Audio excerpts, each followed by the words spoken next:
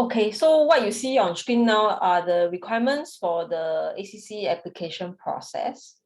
If you've looked at the ICF website, this is roughly it because it's copied from there. So there are 3 paths that you will see in terms of what you're applying for. So all students of CCI, if you've done PCD, you'll be under the ACSTH path, right? So that requires your 60 hours of coach training, 10 hours of mentoring, which is fulfilled by the program that you do with us. Then, of course, you have to clock a minimum of 100 hours of coaching, of which 75 is paid. And then you should have at least 8 clients following the start of your training. And then at least 25 of those hours should occur in the last 1.5 years, right? Then for the performance evaluation, I would think that most of you, except for the ones who haven't finished their program, you should be quite familiar with this. It's about submitting an audio recording no more than 1 hour, right? And the recording should be very clear in terms of the clarity of the coaches and the client's voice, as well as the volume should be equal. We have when we do final assessment, we have in certain instances received recordings where the client sounded really loud and then the coach sounded really soft and echoey. So then in such cases, you might get penalized by the assessor in ICF, or they might choose to reject the recording altogether. And then you have to pay a fee to kind of redo it. So just be mindful of that. And then there's also a written transcript to submit together with that audio recording. Then last but not least, once you've passed the audio recording assessment, then they would ping you to get this coach knowledge assessment done. And that is currently like 150 MCQ questions based off the ICF Core Competencies. Lynn, do you have anything to add on? No. Do you have any questions about the application process? Okay, if you do, type it in chat. We'll come to it. Yep. Now everything is handled online. There you go. Thank you very much. Actually, you want to screen share that? You want to share that ping? So when you talk about what happens during your application, you need to log into your you go to the website. Okay, so there is a button. I'll show you in a while. There's a button where you apply. You click apply now, and then you go to the website, and they'll tell you what to do. So your entire application is done on a dashboard that you can see right here. Okay, so you just need to prepare your recording because everything else is keyed directly into the dashboard, right? Yeah. Okay, so we will pass this deck to you and all the links are in there. Maybe what I'll do right now is I will take over the screen share and show you, okay, that the sample that they have on their website. So this is the ICF website, and you can see here on the top right hand corner there is an apply now. Okay, so this is what you click.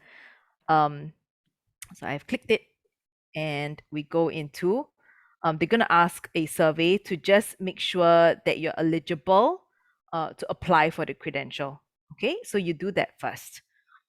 Now they'll then give you instructions, and then you will actually end up at a dashboard, okay, which is suddenly not loading. There you go.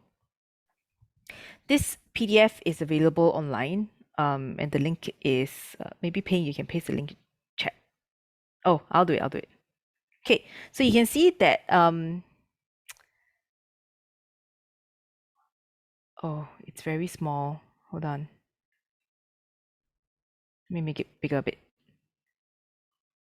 Okay, so you can see that right, when you have fulfilled or uploaded or keyed in all the necessary information, you would see that there's a check here that say, okay, everything is met, right? And then that's where your application would be sent for processing. In terms of the hours, you just need to do an attestation, which is like an acknowledgement to say, yes, I've gotten the hours and I've done it in an ethical way. Yeah, and then For the training hours, you just need to provide a certificate which you will upload. Yeah. And then when and then you upload your recording as well, and when all that is done, then after that they will unlock the CKA portion. Right? So you can actually find the step by step here, as to it's a sample application, a sample of the application. Yeah. Now, in terms of our training organization, you just need to key in Collective Change Institute. It's already there, and then you see, you just fill in accordingly the program name, the number of hours, which is 60. It should be 60, and then your start date. Okay, that's it, and then you upload your certificate. All right, that's all. Okay, so I'm gonna paste the link in chat. You can take a look through it, and if there's any questions that you have, you can just shoot us those on Discord. I Oh, thank pasted you. already. Thank you. Okay, so that's your ACC application. Now, if you might have heard that ICF is undergoing a transition. So whatever that you see so far, that we've been talking about is applicable to you before July, 27th of July this year. Okay, after the 27th of July, there's going to be a change, and Payne, it's going to bring us through that. Okay, so there are changes in 3 areas. One is the application path, but I would say that it's still more or less the same, just that the price point would change. So I would encourage you to get your certification, your credential before 27 July if possible. Then updated performance evaluation criteria, some changes in the core competencies that you need to be aware of. And the third one, it's the credentialing exam. Instead of a coach knowledge assessment, there will be some changes as well. So let me walk through them in turn.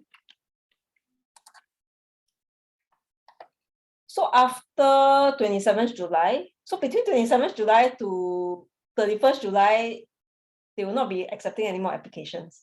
Once they open up on 1st August, it will be the new way of assessing, right? So previously you have seen the ACSTH path, portfolio, and ACTP.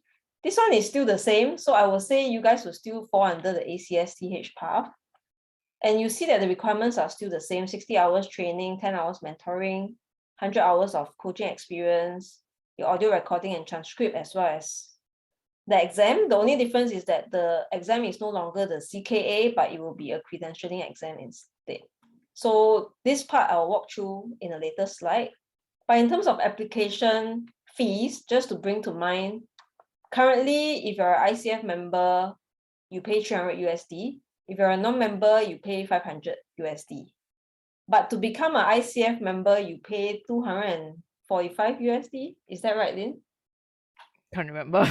It's about there, 240, 245. That's the last I remembered. So then the question I had from Shuhua just now is, so what's the benefit of being an ICF member? Which I think, Lynn, you can answer better. I mean, in short, if you are a member, which you need to renew every year, you get access to the events. You get access to, actually, there are a lot of resources on the global side and on the Singapore side as well, including some value adding things like communities of practices. So that's where you meet, both on the global and the Singapore side. There are communities of practice that you can be a part of, and there are some very interesting topics there. The other very useful thing would be the reciprocal coaching, peer coaching program.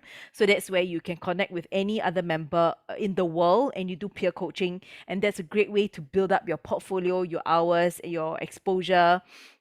Yeah, so those are just two of the things which a lot of the members have found really useful. Yeah, I think for me, the biggest value add so far is attending the International Coaching Week, because it has a lot of speakers and webinars. And Yeah.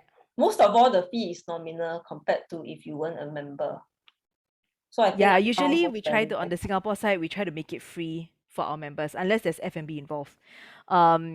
So yeah, at least the events will bring you like the latest trends. Yeah. The Yeah. other thing that's very useful is actually there are research papers that are actually free to members. If you're not a member, you have to pay. So in those research papers, you have, especially if you're running your own business, you've got a lot of great statistics in there. Okay. Yeah, so these are the current fees, and you can see on the left, the new fees, there will be quite an increase. If you're an ICF member, from 300 USD is going to jump up to 375, which is quite hefty.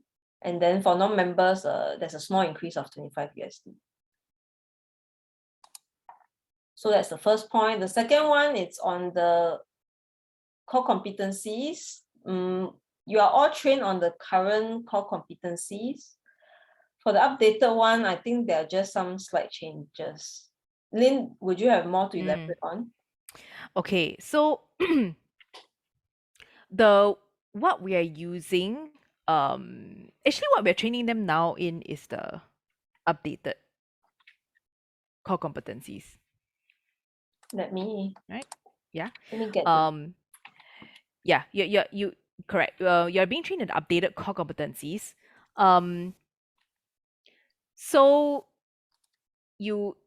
what is the difference between the updated? Actually, you don't even really need to know, frankly, because you're already trained in updated one. So don't worry about that. I think the only thing that's gonna affect you, it really is the assessment. How they're gonna assess. So you know that we use the PCC markers, correct, to assess your PCD final assessment.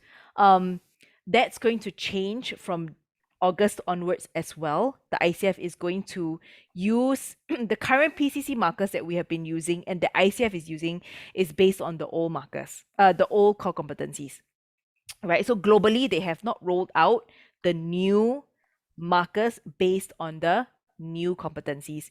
They're going to start to do that in August as well. Right now, there are the PCC markers in accordance to the new competencies is already known, but what's not known right now would be the ACC level markers, okay? And that will only come out in June, right? So how is it going to affect you? Frankly, not much, because you're still going to have to demonstrate whatever that you have been trained already by us to demonstrate. So actually, you don't really have to worry much about it. There's not much to really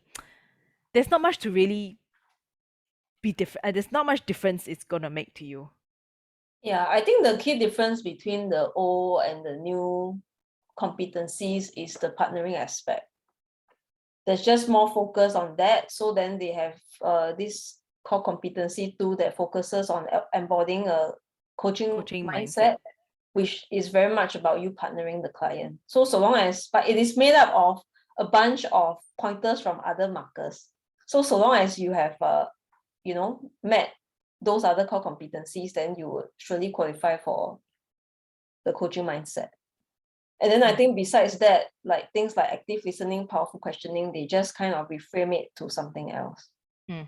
So I would say they just kind of do a reclassification that makes more sense, but then it doesn't look like there's really much of a difference in terms of the skill sets. Yeah, I think it's just how they want to present it.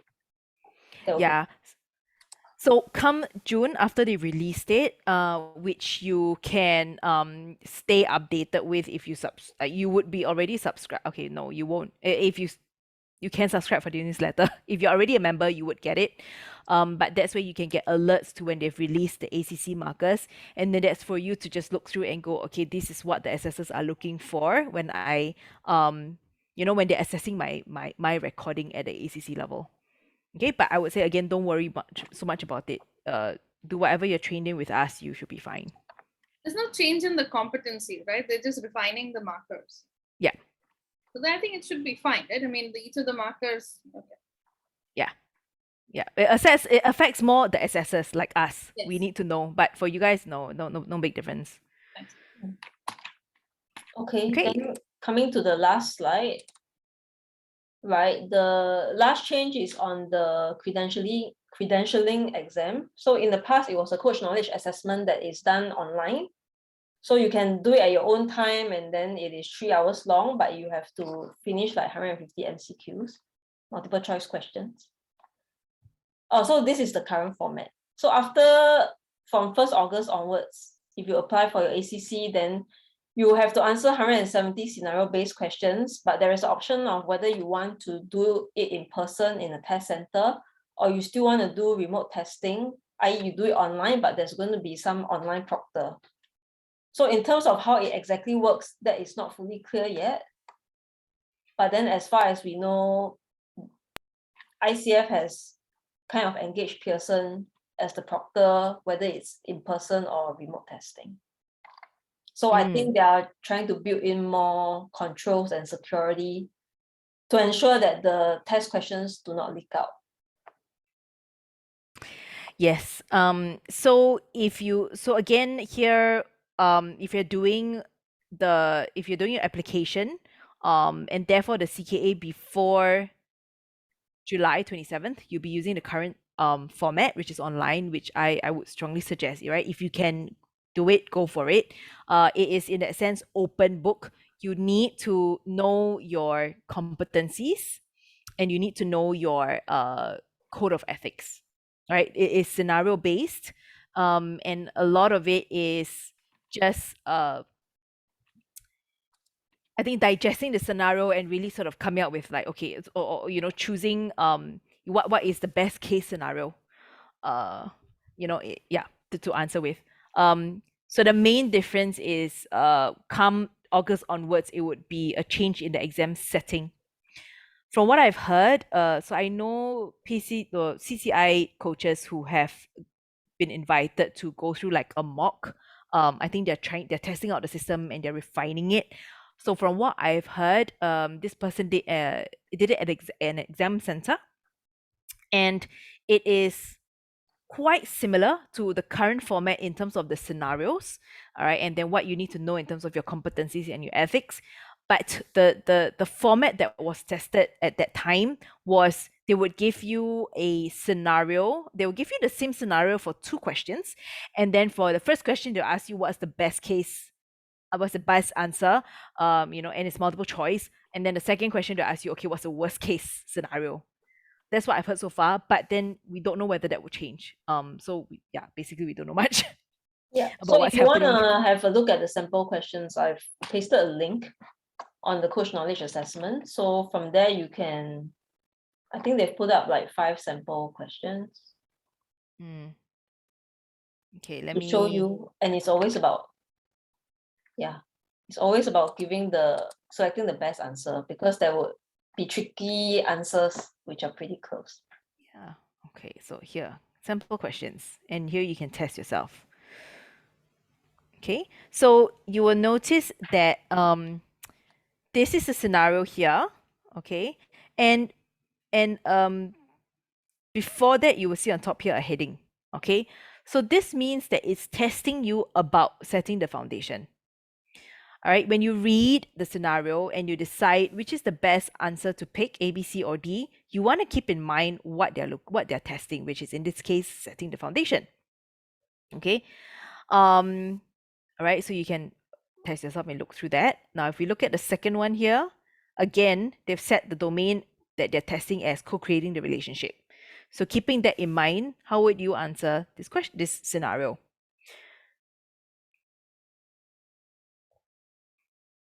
Okay, so if you see client is explaining a situation to the coach, and then the coach senses there's more that the client is not sharing, how should the coach approach this situation?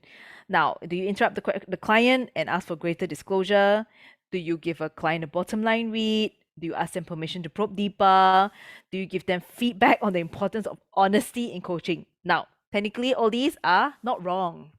Okay, but like what Pei said, where it can get a little bit tricky is when, hey, wait a minute, all of them sound actually okay.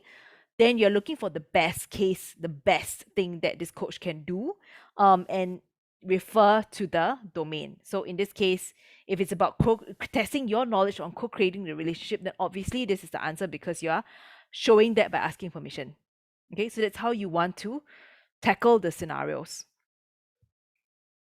Okay, any questions about the CKA? So far, no one who's done PCD has failed the CKA yet. If you are worried about whether it will be challenging to pass. And the pass rate is like 70%. You have to hit 70% to pass. That's for the current one. I don't know what it is for the new one. Yeah. So the testing criteria is like you have to pass everything in, and it's not like every component contributes a score, and then like they take a total score kind of thing, right? You get what I mean? I mean, okay, so No, what- we didn't get you. I mean, like, so there are various components. Like each of them obviously have a sort of a pass-fail kind of a setting. So we have to pass do we have to pass everything in order to pass, or do they work on like the recording contributes 30% of the score? Oh, No, don't have. Each component is on its own. So you have to show that first few requirements, right? Your cert, your mentoring. So mentoring, when you fill out who's your mentor, they will send us an email directly to ask us to validate that yes, you have done 10 hours of mentoring with us from when to when. Okay, so all this passed already, then they will review your recording. After the recording is passed, then they will send you a link and say, oh, you just need to complete this and then you are good to go on your credentialing. So then in the exam, if it's the 155 questions over 3 hours, you have to sit there for 3 hours and complete all questions. Right? You can take a break, but you still have to finish within 3 hours. Right? Then they will take that score out of 155 questions, 70% of that you have to get them correct. Yeah. So once you pass the last step, then yes, you become ACC. And you will know on the spot. So if you pass your CKA, it means you will have gotten your ACC already. Do set aside the 3 hours. You will need it. You are able to skip questions and go back and review. All right, you can go back and answer questions that you have skipped over. Yeah. So just also make sure your internet is solid at the point in time. But we've had students who had internet issues during the test, but then I think it didn't affect, like somehow the system did manage to save the responses. Yeah. So nobody had to like redo everything lah. I've never heard that before. So what I'm hearing is like it's every component is a kind of like sequential, right? So you pass A, then they'll release B, you pass B, then release C. There are only two parts to it, which is your whole application admin. So you do everything that you need on the dashboard, right? You submit what you need to. And the thing is, once they pass, they validated your mentoring, your training hours, your coaching recording, then they will move you to the CKA. If you have any issues with the first part, they will come back and check with you. Or they'll come and check with us. Or if you fail your recording, they will let you know and they'll give you a score sheet. They'll give you feedback whether you pass or when you pass or fail. There'll be a report, and then you're able to resubmit. I can't remember whether there's an additional cost to that. I think you can find it on the website. With the CKA, the current format, if you fail, you can keep redoing it without an additional cost until a set number of times. I think the last time they told me they will allow a coach to take up to 3 retries, and if they still fail, they will tell the coach you come back 6 months later or something like that. Yeah. But in future, if you fail the credentialing exam, you will have to pay 105 USD to retake. But you don't need to resubmit another recording if you pass. No need. Got it. Okay. Yeah, super helpful. Thank you. Yes, correct. If you so Amala, if you submit the application before 27th July, you still get the OCKA test. They will administer it all the way until end of this year. Then they will retire this test up from 1st Jan next year onwards. Okay, do you have any questions about your application or what comes after? Because I know a couple of you might have already done your application and you're waiting for that. So what questions do you have at this point in time? I got a question. So I don't think I'm able to apply for my ACC anytime soon, but I'm wondering whether there's any expiration date for my mentoring hours. No.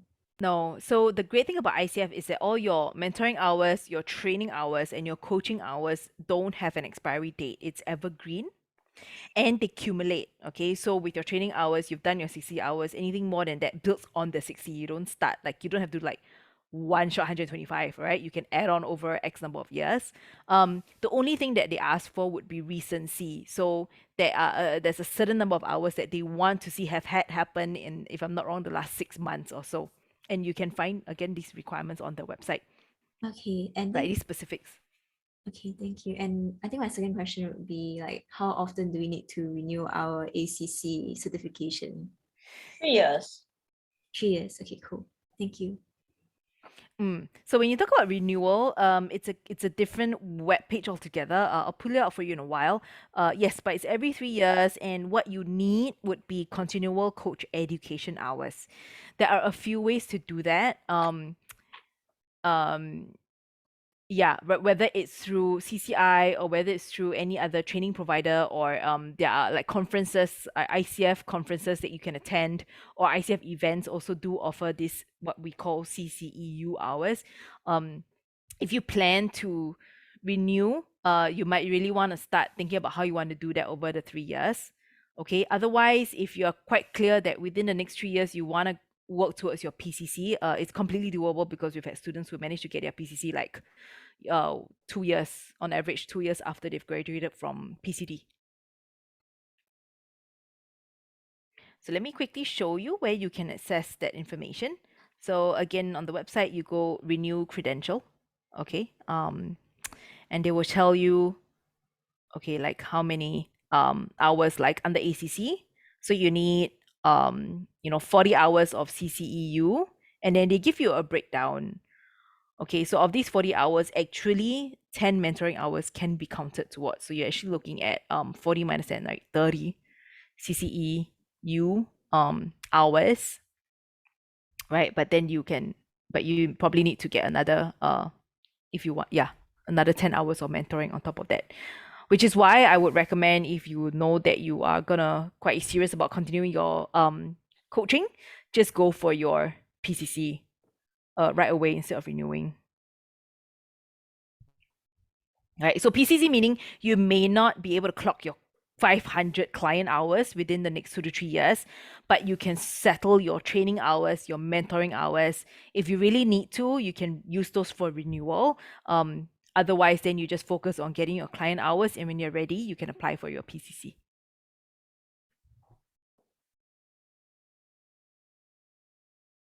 Okay, Daphne has a question. For the 100 coaching hours, how do we prove what is paid? Okay, you can't prove it. All right, that's the thing with the online system that caused quite a bit of hoo-ha when ICF did sort of change their requirements, but they can't collect this data due to the Privacy Act in Europe. So you can only attest online, like you check a box to say that X number of hours have been paid hours, really. If they want to, they will contact you personally to ask for, to do an audit. So you do still want to get on, be on, like, have on standby your own tracking hours, but otherwise there's no way for them to really prove it. Yeah, they're not gonna call like your clients to ask how much do you pay, Daphne. Privacy. Yeah. Thank you. Any more questions about the application or what happens after ACC?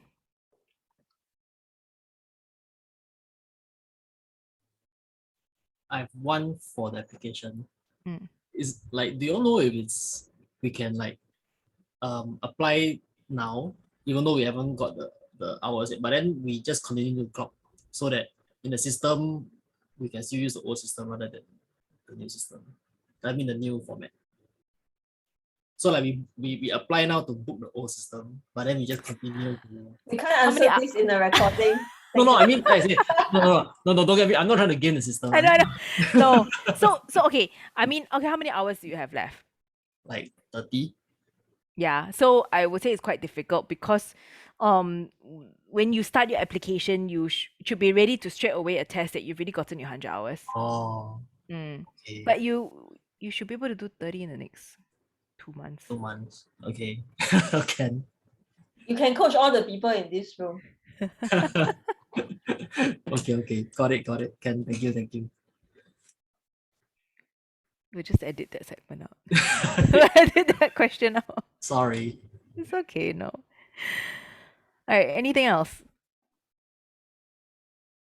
May, Shihua, Daryl, I know Sharon's away, Amala, anything else we can help you guys with?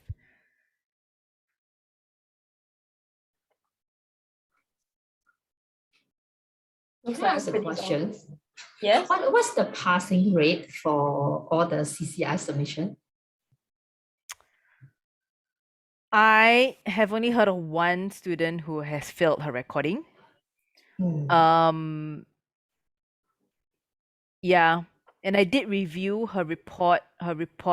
So they will give you, like, against all the competencies, they will let you know which you didn't demonstrate sufficiently.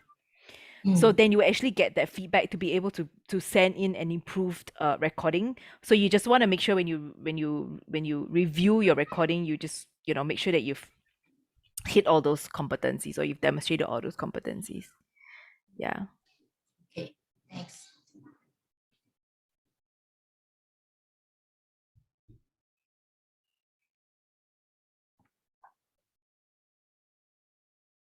No more? Okay. Okay. We're around if you have any questions. We'll edit out, like, some of this video, we'll put it on YouTube. And if you have any questions at all, just ping us over Discord, or get it ready at the next fast track session. What happens after you've done your application? Feel free to let your mentor know. Feel free to let us know. If you pass, you got your ACC, please feel free to let us know. We'll be really happy to celebrate that with you.